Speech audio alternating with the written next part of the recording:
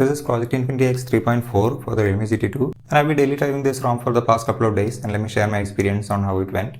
Starting off with the pros, this ROM does come with a full Material 3 expressive design, which means the bouncy animations, the fluid nature, and so on. I'm also happy to report that there is no animation glitch, which means you can open applications as quickly as you want. The overall fluidity of the UI, the overall padding, and I would say the aesthetics of this ROM is on point. Talking about aesthetics, for those who like, there is plenty of customization on offer in the Infinity suite in settings. I haven't tried out all of them, but yeah, there are plenty on offer. The performance of this ROM was also very good. App opening speed was very consistent, and I did not face any issues, any stability problems like reboots or app crashes or anything like that. It was rock solid throughout my period of usage. You also have some pixel features like the fast Gboard voice typing, the unlimited Google Photos storage, and so on. It also comes with the Realme camera where the AI video works and most of the features work. You also have Dolby Atmos and an inbuilt game mode. I haven't tried gaming on this ROM, but yeah, the game mode should help. Some minor things like the always on fingerprint sensor and the screen off gestures, both of them work. I'm also happy to report that this ROM adopts the per app refresh rate setting, which means you can set certain applications. For example, I have set Instagram to run at 60 Hz, which saves a ton of battery.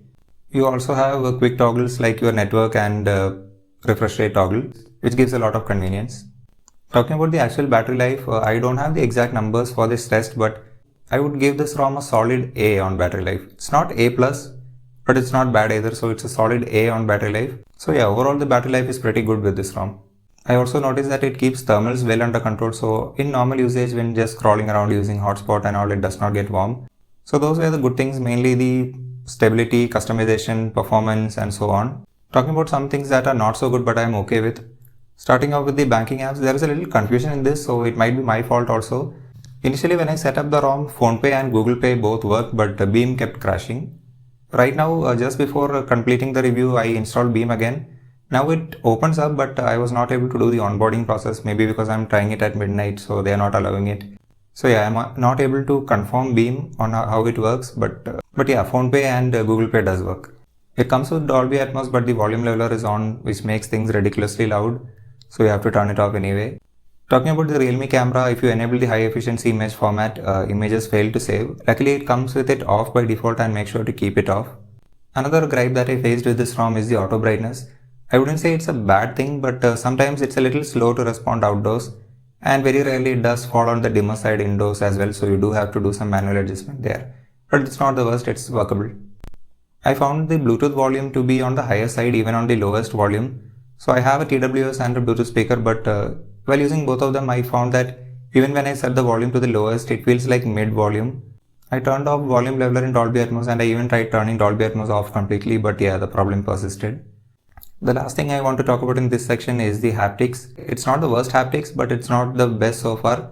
You have a lot of haptic integration in the UI, but it feels like generic vibration than subtle clicks in many places. And it's just a point to nitpick. So those were the okay things. Talking about the cons or issues that I faced with this ROM, there is not much I can talk about here. I only faced one issue, that is when I tried to long press on a notification in the notification panel to make it priority notification, it did not work. I long pressed it but nothing showed up. This was specifically a WhatsApp notification. I was able to make it work in some other notification, but I don't know, it's just misbehaving in WhatsApp notification. I don't know what's going on here. That is the only thing I faced while using this ROM. In conclusion, I really enjoyed using this ROM. It is a solid ROM with good performance, good customization, and battery backup. So overall, yeah, I felt very good using this ROM, and I do recommend you guys to check this out. So that has been it, and if you have any questions or queries, feel free to leave them in the comment section below, and see you guys in the next one.